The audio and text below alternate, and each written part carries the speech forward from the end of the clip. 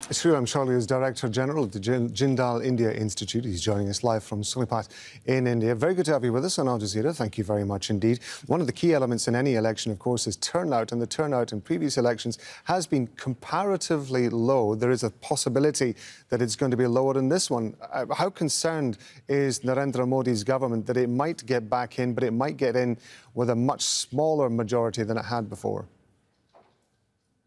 Yeah, well, the last election, 2019, it was a record turnout. It was close to 70% at the national level.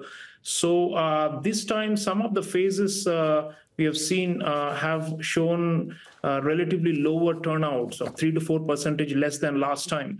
But some of the phases we are seeing higher. So the final tally is yet to be out. It may be lower overall than the 2019 general election by a few percentage points. But the absolute number of voters has also increased. It's almost 970 million voters this time, as opposed to 890 million last time. So we may end up seeing, more number of people casting their votes overall, but maybe percentage-wise slightly lower.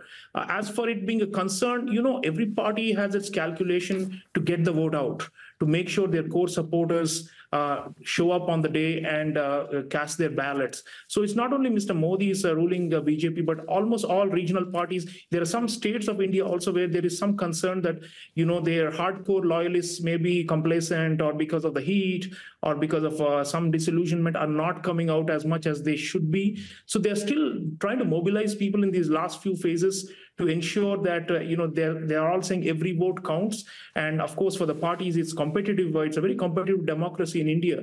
And sometimes the margins are small. So 1 or 2% here or there could, swing the election one way or the other. So I think they're all working on making sure that their loyalists and their base, as they say, all come out. So we'll have to see what impact it has on the outcome and on the fortunes of individual parties. Definitely, Mr. Modi's party is now working on this, and they are keen that they finish on a high with just one more phase left. I mean, critics of Prime Minister Modi say that he's weakened federal institutions, he's cracked down on press freedoms and the freedoms of the opposition parties within India as well.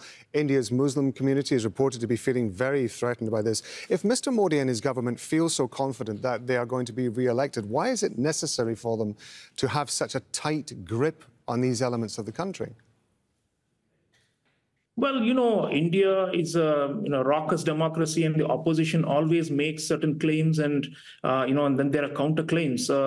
Even I remember before Mr. Modi was in power, when the Congress party was in power and their coalition, then also critics used to allege that they're abusing the state machinery and are trying to swing the election in their favor through foul means and so on. So this goes on. I would say they are relatively confident of winning, Mr. Modi's party, and most of the pollsters predict that they will get a majority. I think they are really aiming for a huge landslide victory, or hoping for the margin of victory to be massive, so that they can implement major reforms and can push through big changes. And that's, I think, really what is at stake here.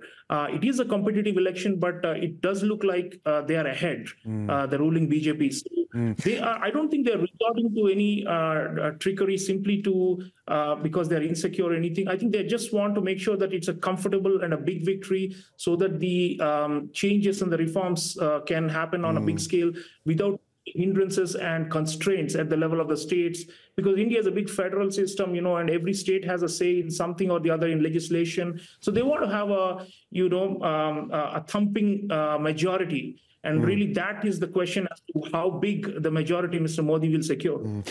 This election is slightly different from the ones in 2014 and 2019 because there were two significant issues in each of those. In 2014, there was anger over allegations of corruption in the government, which at the time was led by Congress. In 2019, the main issue of the elections was security. There had been a deadly attack on Indian troops. This time round, there isn't any single issue like that. How concerned is the Modi government that this is going to turn into essentially a referendum on the popularity of Mr. Modi, and part of that might allow his critics to start highlighting or focusing on what they see as flaws and mistakes and errors and possibly corruption by the Modi government? Well, it's been a relatively clean government. There hasn't been any scandal per se. that has really captured the voters' imagination. But you're right that there is no, this is not like a wave election centered around one issue. It's not like people are just, pouring into the election, the voting centers, saying, my security is at stake, or I feel the country is in a big crisis. So there is a kind of what we call a pro-incumbency. Mr. Modi is likely to win. So to that extent, some of his followers may also be taking it for granted that it's anyway going to win, and we don't have to really show up in big numbers. And that's why they are concerned, as we spoke about. But I think, this is not a single issue election. It's not going to be defined by any one thing. So it's going to be an overall assessment of the performance of Mr. Modi and his party in different states across the country. And I think overall, I think the economic growth and the nationalism and the welfare schemes that they have delivered to the poor, if you add these three, they have the upper hand over their rivals, because they have delivered on a lot of their promises. Of course, there will always be disappointment and disillusionment in some sections of society. But, democracy is a numbers game. And last time, they got a little more than 40% of the total vote share. And that translated into over 300 seats in the parliament.